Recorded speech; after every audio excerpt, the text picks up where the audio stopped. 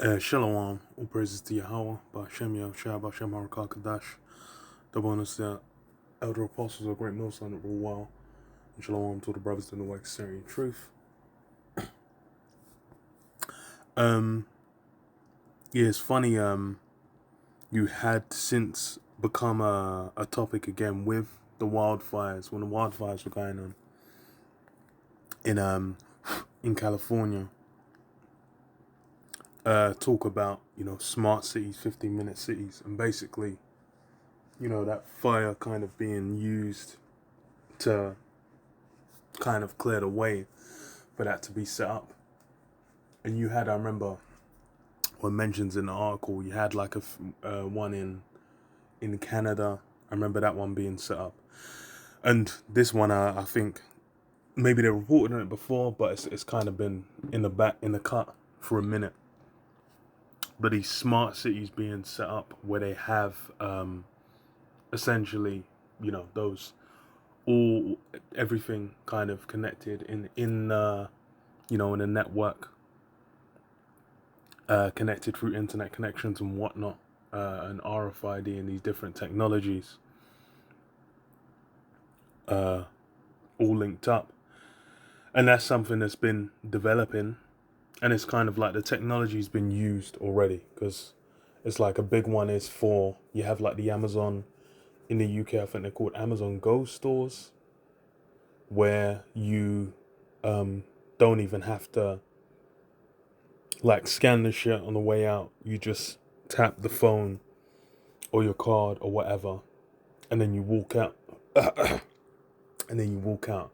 Then it calculates however much you whatever the items you took were, and how you kind of, and then it just takes out, the payment. And these technologies they've been doing in China, they were doing it ahead of time, but Amazon's the one that really kind of brought it to the West. And then even palm readers and whatnot as well, so you can connect to like your Amazon account with like a palm reader, rather than having to deal with using a card or whatever. So this is on the Hill. It says, rich in cash, Japan automaker Toyota builds a city to test futuristic mobility. So it says, Susono, Japan says, woven city near Mount Fuji is where the Japanese automaker Toyota plans to test everyday living with robotics, AI. I mean, I can zoom in, because it looks like one of those fucking it reminds me of what's the thingy film, the Glass Onion, that kind of a layout. But this is that like brutalist style, where it's just like blocks, cement blocks.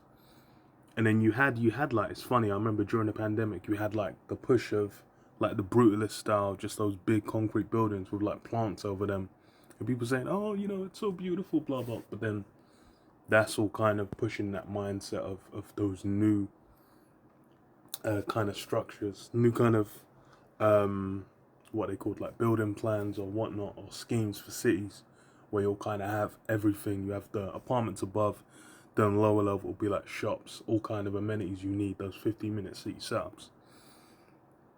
So it says, living with robotics, AI, and autonomous zero emissions transportation.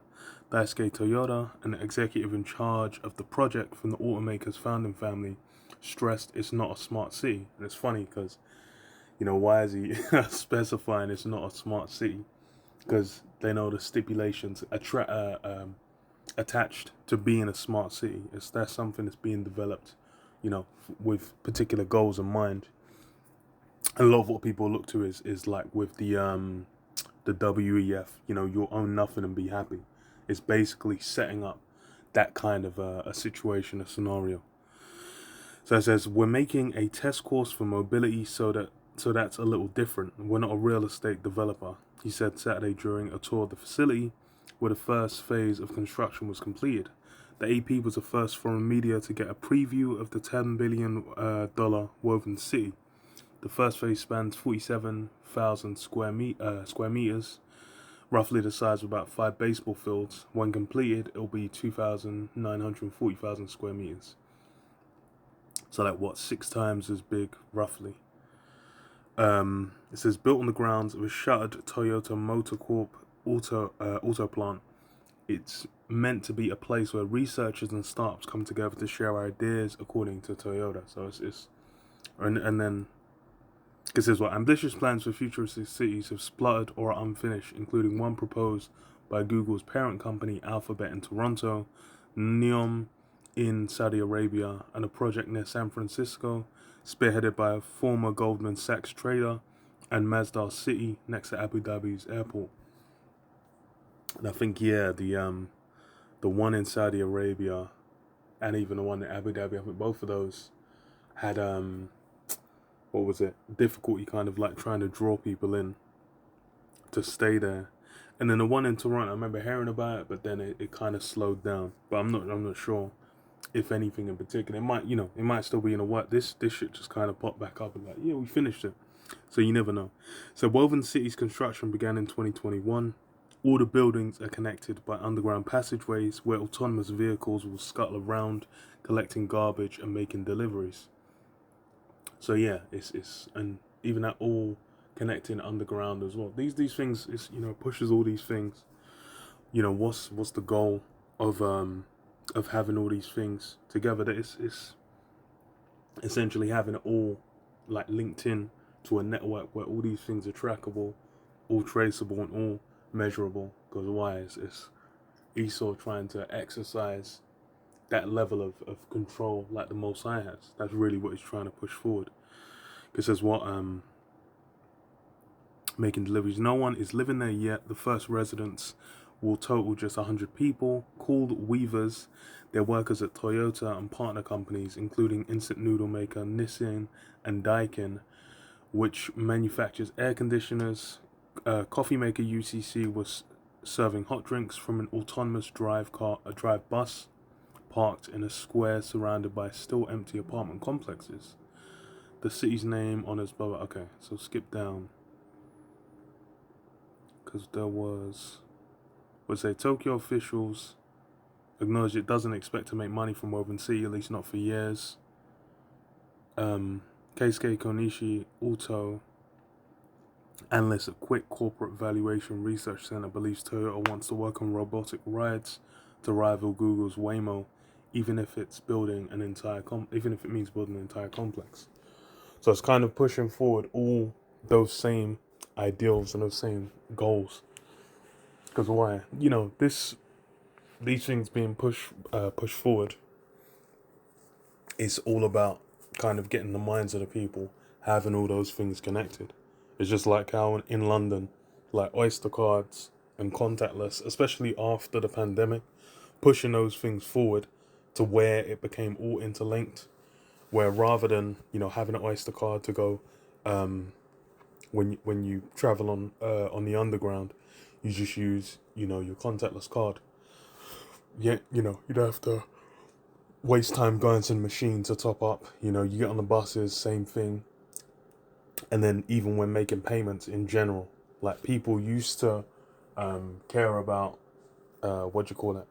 People used to go out and get cash, but then people ain't even really fucking with cash nearly as much. Like it was, I think it was like the Scandinavian countries. They're more closer to filtering it out. But then it's the older generations. But in London especially, you have a lot of places where you go where people don't accept cash just because they say it. And the pandemic pushed a lot of that forward. But then all these things, just tie into what? The beast system. Because what does it say? Revelation 13:16, it because of all both small and great, rich and poor, free and bond, to receive a mark in their right hand or in their foreheads, that no man might buy or sell, save he that had the mark, or the name of the beast, or the number of his name. So with, these different technologies being pushed forward, the reason they're pushing them forward, the reason they're utilizing them is what? To get all linked into one system underneath that mark. So you can have the implantable device, and then that communicates with all these things, it tracks with all these things. Always mentioned with like Wi-Fi, where on your mobile phone you have an option for not even Wi-Fi, the location services to use Wi-Fi. It says if you got Wi-Fi off, you turn on location services. It says if you want more precise location, turn your Wi-Fi on. Because why? It then communicates with everything. And these are the technologies they've basically developed. And a lot of these technologies, funny you go back, because it's like even with like 3G and whatnot, like I think 3G was originally developed in like the 80s, but it was just a matter of the infrastructure and having devices that could process enough data for it to be worthwhile. So a lot of these technologies aren't even new. It's just a matter of getting them implemented on a broad scale. And that's a lot of what, and smart cities is something that could bring all that in. Like with enough, I know in the UK, or I say in London especially, there's a lot of people that'll be glad to kind of have those things where they might be like, oh, I don't even have to take my phone out. I just kind of have it. It just scans my face or whatever. Or it just scans, I have get an implant, and then you can just go and do things and not have to worry about it. You might set like a shopping limit or something. There's all kinds of ways they'll think like, oh, it's a matter of convenience. But then when it comes to the elites, there's always a greater goal, which is, the MOTB. But yeah, I'll leave it there. Shalom. Shalom.